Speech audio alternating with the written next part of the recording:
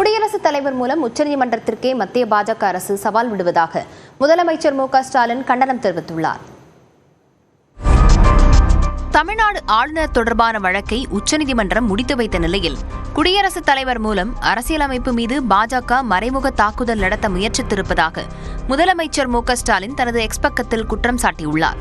மக்களின் விருப்பத்திற்கு மாறாக பாஜகவின் கட்டளைக்கு இணங்க ஆளுநர் செயல்படுவது வெட்ட வெளிச்சமாகி இருப்பதாகவும் முதலமைச்சர் குறிப்பிட்டுள்ளார்.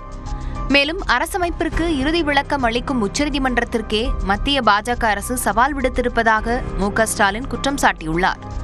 மசோதாக்கள் மீது முடிவெடுக்க ஆளுநருக்கு காலக்கெடு நிர்ணயிப்பதை தடுப்பது ஏன் என்றும் முதலமைச்சர் வினவியுள்ளார்.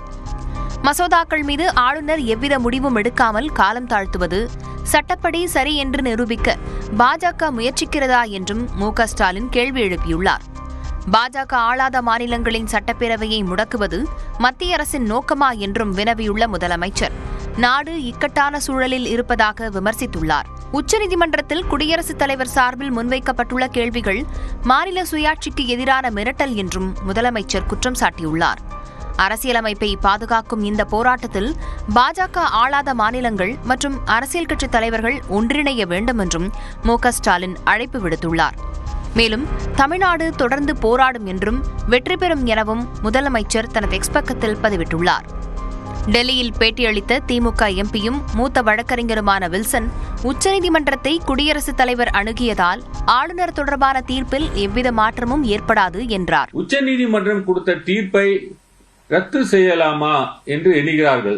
அந்த தீர்ப்பை நிறுத்தி வைக்க முடியுமா என்று எண்ணுகிறார்கள். எனக்கு தெரிந்த வரைக்கும் உச்சநீதிமன்றம் பல்வேறு தீர்ப்புகள்ல ஒன்ஸ் உச்சநீதிமன்றம் தீர்ப்பு கொடுத்த பிறகு அட்வைசரி ஜூரிஸ்டிக்ஷனை யூஸ் பண்ணி கொடுத்த தீர்ப்பை ரத்து செய்ய முடியாது, நிறுத்தி வைக்க முடியாது, அதை செட்டிசைடும் பண்ண முடியாது, அதை ஓவர்லுக்கும் பண்ண முடியாது. ஆளுநர் விவகாரம் தொடர்பாக நியூஸ் 18 தொலைக்காட்சியின் சொல்லதிகாரம் நிகழ்ச்சியில் பேசிய காங்கிரஸ் மூத்த தலைவர் பீட்டர் அல்போன்ஸ் உச்சநீதிமன்றத்தில் குடியரசுத் தலைவர் மூலம் விளக்கம் கேட்டிருப்பது சட்டவிரோதமானது என்றார். பிரசிடென்ஷியல் ரெஃபரன்ஸ்ங்கிறத வைத்துக் கொண்டு சுப்ரீம் கோர்ட்டை பிளாக்மெயில் பண்றாங்க. It is a blackmail. அவங்க த்ரெட்டனிங் தி சுப்ரீம் கோர்ட். இது இந்த மாதிரி குடியரசுத் தலைவர் உரிமை இல்லையா? Democratic system. குடியரசுத் தலைவர் மூலம் விளக்கம் கேட்டாலும் எந்த பயனும் இருக்காது என்று திமுக எம்எல்ஏ பரந்தாமன் கூறினார். இதுவரைக்கும் இந்திய நாட்டில் 15 முறை கேட்கப்பட்டிருக்கு. அந்த ஆலோசனைகளில் சொல்லப்பட்டிருக்கிற விஷயம் என்னன்னா, இது ஆலோசனையாக தான் இருக்க முடியுமே தவிர இந்த ஆலோசனை பிற தீர்ப்புகளுக்கு இது ஒரு பிரசிடென்ஸாக கொண்டு வர முடியாதுங்கிறது நம்பர் 1. சரி, இது ரெஃபரன்ஸ் கேட்டு கூட பிரயோஜனம் இல்லைன்னு சொல்ல வரேன். நம்பர் 2, முடிக்கப்பட்ட வழக்குகளில் நீங்க ரெஃபரன்ஸ் கேட்க முடியாதுன்றது ஜட்ஜ்மெண்ட்ஸ் கொடுத்திருக்கு.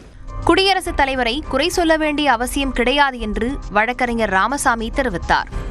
கான்ஸ்டிடியூஷன் தான் சுப்ரீம் சாவரன் அப்படின்னு நம்ம சொல்றோம். அப்ப கான்ஸ்டிடியூஷனுக்கே கான்ட்ரியா ஒருத்தர் ஒரு சட்டத்தை கொண்டு வந்து அதை நீங்க கையெழுத்து போடணும் அப்படின்னு சொன்னா ஜனாதிபதி கையெழுத்து போடணும் அப்படின்ற அவசியம் கிடையாது. குடியரசுத் தலைவர் எழுப்பிய கேள்விகளுக்கு பதிலளிக்கும் வகையில் உச்சநீதிமன்ற தலைமை நீதிபதி தலைமையில் 5 நீதிபதிகள் கொண்ட அரசமைப்பு அமர்வு அமைக்கப்பட உள்ளது. இதற்கான அதிகாரப்பூர்வ அறிவிப்பு இன்று வெளியாகும் என எதிர்பார்க்கப்படுகிறது.